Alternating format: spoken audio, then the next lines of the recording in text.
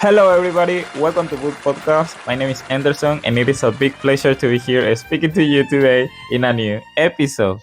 Today, I'm very happy because I have a very special guest from Argentina. She is Paula. Welcome.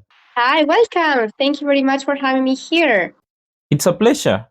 Today, we're going to speak about the IELTS exam, which is quite interesting. But first of all, tell me, how are you today? Well, I'm great, actually. So yeah, thank you. How are you? Happy to hear that. I'm very good. Thanks for asking. Paula, tell us about you. Well, as you already know, I'm Paula. Um, I'm from Argentina. I live in the north area of Argentina, and I'm a teacher of English, and I have some international certifications, such as the TESOL, which is from Arizona, United States. And also, I'm having a bachelor's degree. So yeah, that's what I do. Before we move on, I would like to take advantage of this space because I was following the news lately with all the Venezuelan situation. I know that you're very close to Venezuela, so I would like to send all my love to Venezuelans who are listening to this podcast. Well, my heart is with you, and I really hope that everything comes up well very soon. Yes, all our love and best wishes to the Venezuelan people, our brothers. Now, let's move on with the questions. Tell us about your experience as a teacher and with the IELTS exam.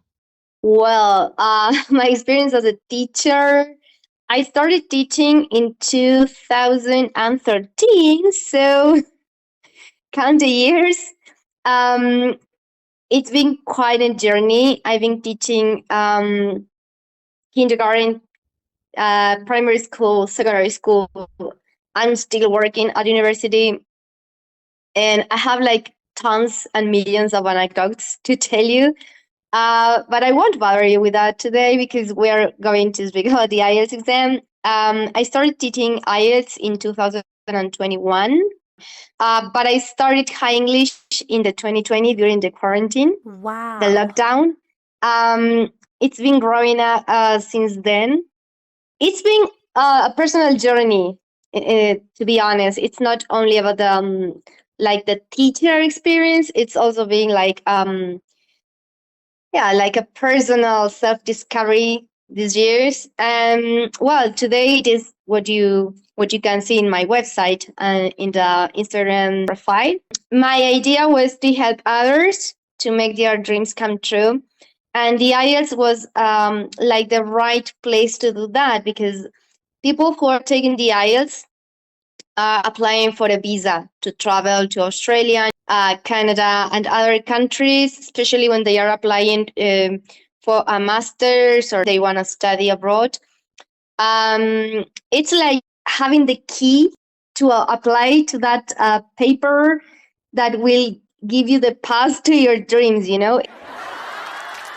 So I found out that I was really good at it. I prepared IELTS with a teacher. I took the IELTS actually, and I found out that I think, at least for now, it's the most complete exam that I've ever studied. That's the preparation. I mean, you need to prepare on those 4 areas, which actually will be the components of the exam.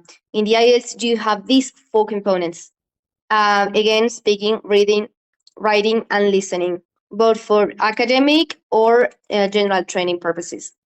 So it's not only about the grammar, it's also about the communication, and that's what I loved about the exam. I fell in love with the preparation, the preparation process of it. And so I started developing a system in which students can acquire the language, not only learn it academically speaking, but also acquire the language through it's like a method that I invented. That's why I work with 2 platforms, and we have modules based on phonetics, grammar, but mostly phonetics, the process of writing. So yeah, it's like I've been developing a whole system throughout these years based on my experience as well as a student and a teacher of IELTS. And I think that that's my way of helping others. So it serves like a purpose that I've always felt since I was a child. It serves that purpose, and also it's part of my profession. So I have so much fun preparing everything for them, planning the lessons. And as I told you, IELTS is focused on the fourth skills. Why? Because it's the exam that you take when you want to apply to a visa to go to another country. So they are looking for you to communicate in the most effective way possible.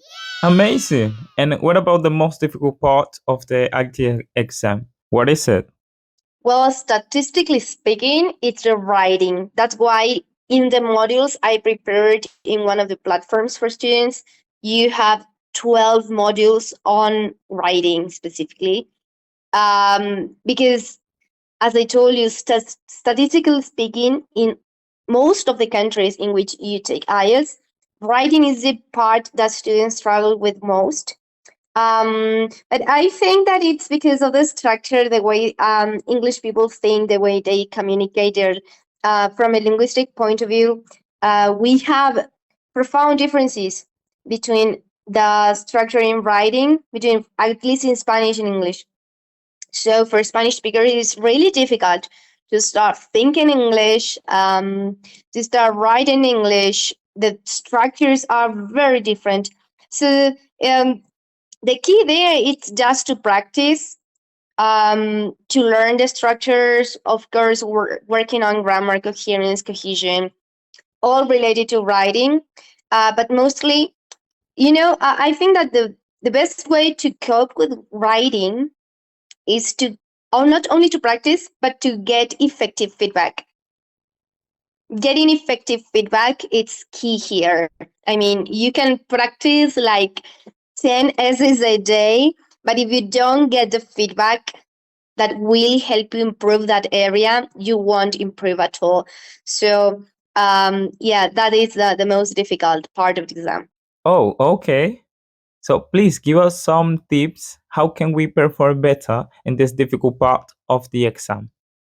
Well, as I told you, getting effective feedback on constant practice are the key ones. Well, you should also complement this with the other areas. So, generally speaking, we can say that the most important tip is to practice the format of the exam. Yeah. Improving your level of English, because you can know the structure, you can know everything, but if you don't improve the level of your English, it's like you will have an excellent structure, but tons of grammar mistakes. That doesn't count. So you're in the same position. That's one. So improving the level of your English, practicing the structure of the exams, timing yourself because you need to fulfill the timing of the components. The most difficult one is the writing. As I told you, you have 1 hour to write two types of writing. You have a letter and you have an essay in the general training. And in the academic exam, the academic IELTS, you have in the task one, it's a description of a graphic of a table or something, a description of something academically speaking. Two, you have also to write an essay, but you have 1 hour to do both. So you have 1 hour to think, plan, write, make the editing. It's a lot, and you need to reach a specific word amount. Yeah. So it's too much if you don't have the correct preparation on this, and if you don't train getting effective feedback, it's going to be really difficult. I think that's those are the best tips I can give you in general terms, of course. Absolutely agree with you, Paula. And thank you so much for all these tips that you have given us. I want to highlight two words that you have said. They are training and preparation. So I will let your Instagram account in the description of this video. Then you all can follow her for more ITS tips. Thank you, Anderson, for having me here. Have an amazing day. Thank you, Paula, and thank you all for watching this video to the very end. Please subscribe to Book Podcast to not miss any of my new videos. See you next time.